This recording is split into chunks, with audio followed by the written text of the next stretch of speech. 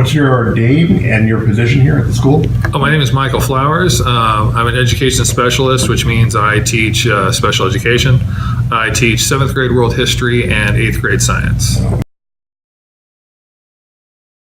Dia de los Muertos is the Day of the Dead, which is a combination of Catholicism and Aztec religions kind of combined over the last couple hundred years.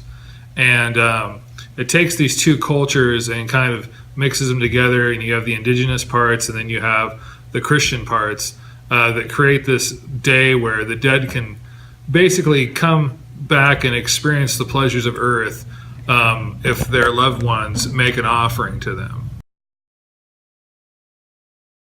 Well, over 80% of our student population is Latino, and this is to me, I feel like this is a history teacher. It's being culturally responsible to just have them participate in things that they recognize. And also for those other 20% that maybe aren't Latino, they get to kind of introduction to some of the things that are the other students participate in this time of year, not just Halloween, but other things that are going on like the Day of the Dead.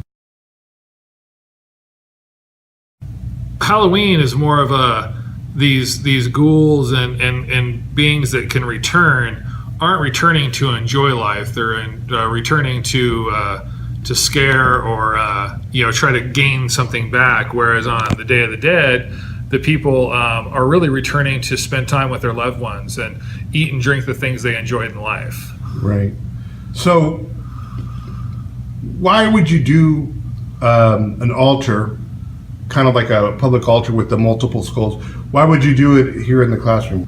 Why do we do a large altar? Generally, you would do an individual ofrenda for one family member, and you'd make an altar just for them.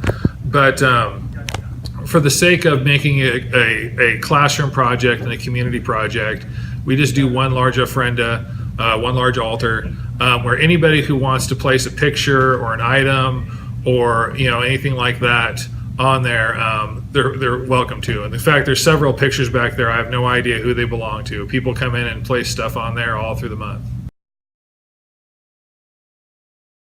Does it get bigger every year? Yes, every year the amount of stuff as far as the decorations for the ofrenda. Not only do people come in and drop off family photos of their departed loved ones, but they also have started bringing items for the ofrenda that can be reused every year. Right. A string of lights, a statue, some candles.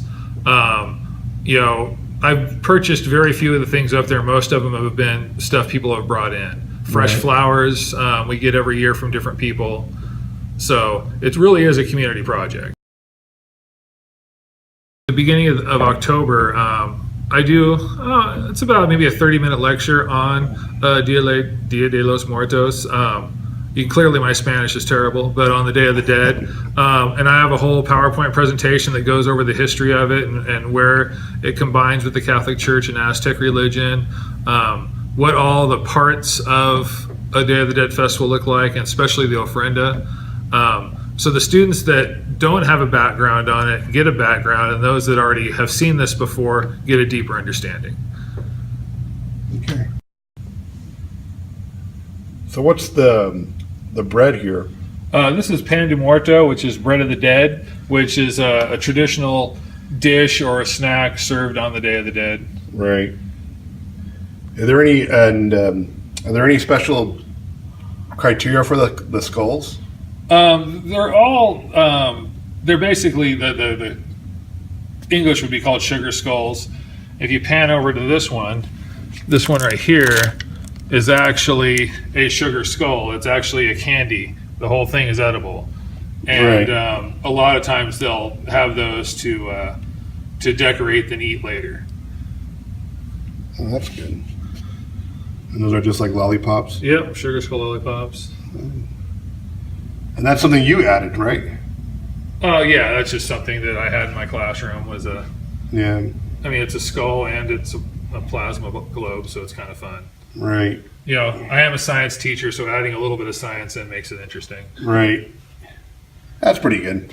On Dia de los Muertos, the students are served the special bread. The students have also contributed the sugar skull drawings that are placed on the altar. Some of the students have contributed pictures and other mementos of loved ones who have passed on.